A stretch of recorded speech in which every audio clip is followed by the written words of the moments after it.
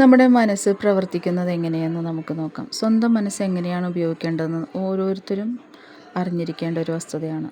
നമ്മുടെ എല്ലാ മനസ്സിൻ്റെ 2 തലങ്ങളാണുള്ളത്. യുക്തിസഹമായി ചിന്തിക്കുന്ന ബോധമനസ്സും യുക്തിചിന്തയ്ക്ക് വഴങ്ങാതെ പ്രവർത്തിക്കുന്ന ഉപബോധ മനസ്സും. ബോധമനസ്സ് ഉപയോഗിച്ചാണ് നാം ചിന്തിക്കുന്നത്, അതായത് കോൺഷ്യസ് മൈൻഡ്.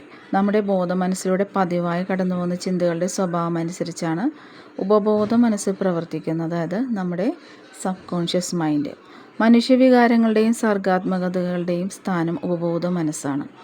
നിങ്ങൾ നല്ലത് ചിന്തിച്ചാൽ നിങ്ങൾക്ക് നല്ലത് തന്നെ സംഭവിക്കും. അതേസമയം അശുഭമായ ചിന്തകൾ ദോഷമായി ഭവിക്കും. ഇങ്ങനെയാണ് നിങ്ങളുടെ മനസ്സ് പ്രവർത്തിക്കുന്നത്.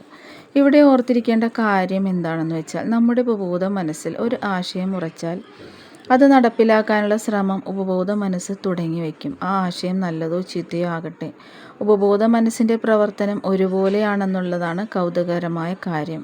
അതിന് നല്ലതോ ചീത്തയോ ഏതാണെന്ന് തിരിച്ചറിയാൻ കഴിയില്ല. ഈ തത്വം പ്രതികൂലമായി പ്രവർത്തിക്കുമ്പോഴാണ് പരാജയം, അമർഷവും അസന്തുഷ്ടിയും മനസ്സിൽ നിറയുന്നത്.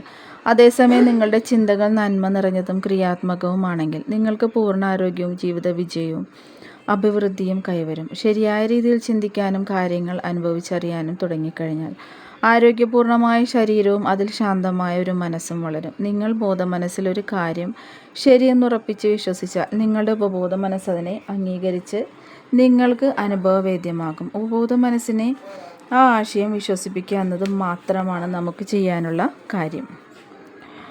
നിങ്ങൾ ആഗ്രഹിക്കുന്ന ആരോഗ്യവും സമാധാനവും നിങ്ങളുടെ ഉപബോധ മനസ്സ് നിങ്ങൾക്ക് നൽകുക തന്നെ ചെയ്യും. നിർദ്ദേശം നൽകേണ്ട താമസമേ ഉള്ളൂ. നിങ്ങളുടെ ഉപബോധ മനസ്സ് അതനുസരിച്ച് പ്രവർത്തിക്കാൻ തുടങ്ങും. ബോധമനസ്സിൽ കൊണ്ടു നടക്കുന്ന ആശയങ്ങളുടെയും ആലോചനകളുടെയും സ്വഭാവം അനുസരിച്ചാണ് നിങ്ങളുടെ ഉപബോധ മനസ്സ് പ്രതികരിക്കുന്നത്. അതാണ് മനസ്സിൻ്റെ നിയമം.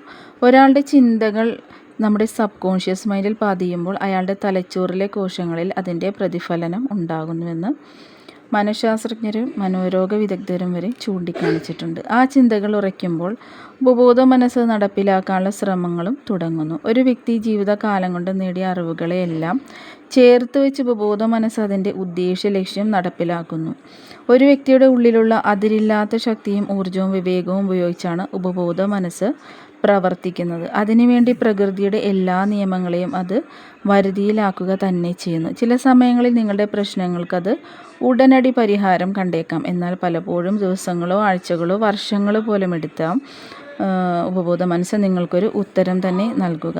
മനുഷ്യർക്ക് മനസ്സിലാക്കാൻ സാധിക്കുന്നതിനും അപ്പുറത്താണ് ഉപബോധ മനസ്സിൻ്റെ ശക്തിയും പ്രവർത്തനങ്ങളും. Bye bye, take care.